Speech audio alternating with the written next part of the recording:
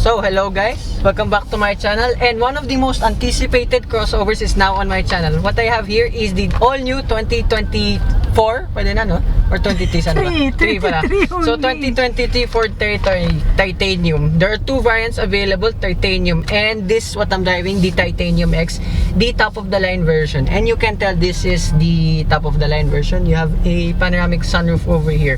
So little snippets here with the Territory.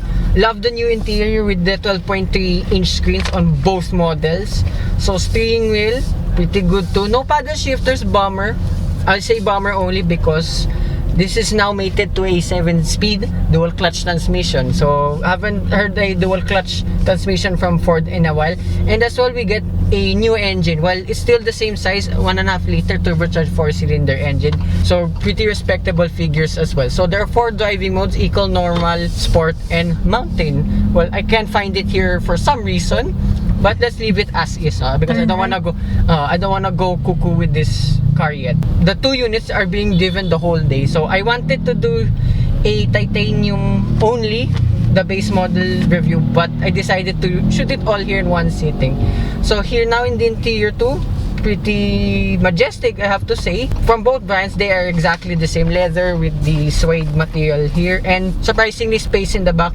I think it improved from before. So as well, the looks of this Territory, it looks much more muscular. I could say, or call me crazy, for me it looks like now a baby Expedition. Despite being a dual clutch transmission, it's surprisingly not that jerky. I mean, you feel you're lunging forward already, like suddenly, but it's not so bad, I have to say. And as well here with the 12.3-inch screens, I love the quality of the reverse camera, the 360 cam. It looks exactly the same like with the previous Territory. And with the instrument cluster, okay, pretty simple too, I like it. Compared with the previous Territory, it's not so bad, I gotta say. And as well, you get a rotary switch now for your gear lever. So very similar to a British brand, I gotta say. So here now, open road.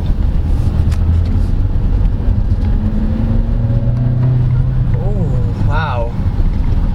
Right, of course this is much heavier now compared with the previous Territory, but it's pretty peppy. It makes up for it with the power. This has like around 20 horsepower more than the previous Territory. And here now, 60 kilometers per hour. Okay, the NVH is a massive improvement. You all know I have a previous Territory review, link of that in the description down below. I did 3 reviews of that, so check them all out. Yeah, this NVH is much better. So here, again, 60 kilometers per hour, keep quiet. But that's pretty impressive.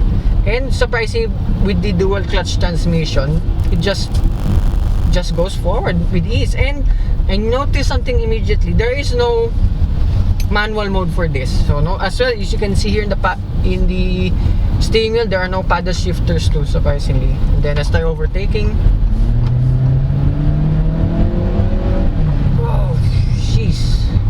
right, overtaking is amazing, I have to say. I mean, it's got more power, and the transmission, I prefer it than the CVT of the previous one.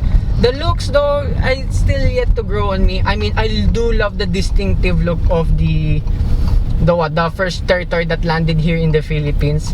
Yeah, it really hit hard with all customers. I mean, I think Ford also sold around 20,000 units. Oh, engine start stop. Alright. Oh, and how smooth. It's not like when it reactivates, it lunges forward suddenly. No, this is pretty smooth. Alright. So this is front wheel drive, no? Okay, this is still front wheel drive, surprisingly. 4x2. Ah, okay. Dub 4x2. I did say it was a mini Expedition. So as well, the average fuel economy I've been getting right now in this test drive, 12 liters per 100 kilometers.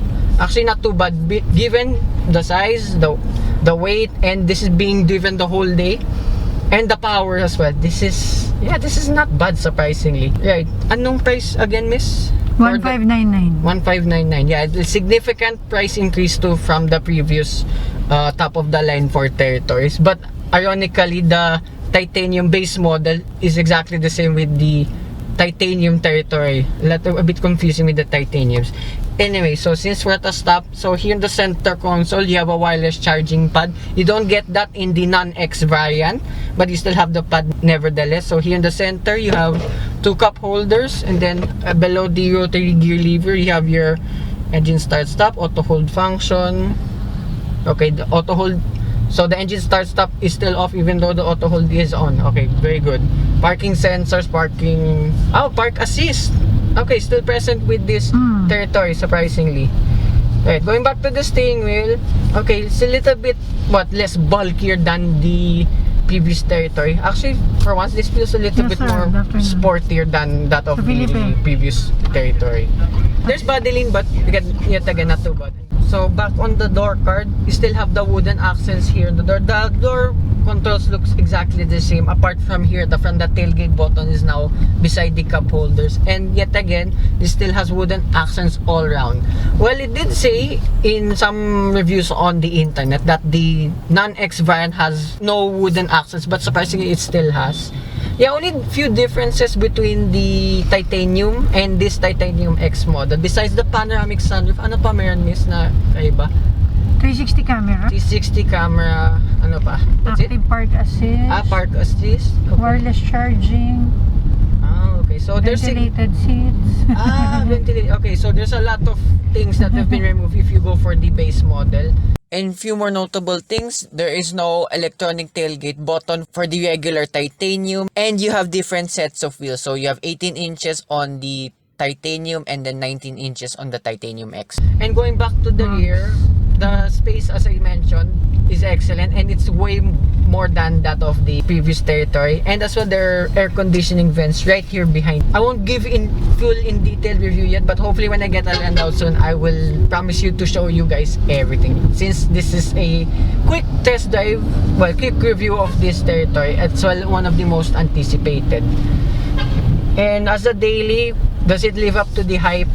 Yes, so it's exactly what the previous Ford territory did to our country. Like, it's feature packed, and it's probably one of the better driving crossovers in its class. Yeah, despite as well only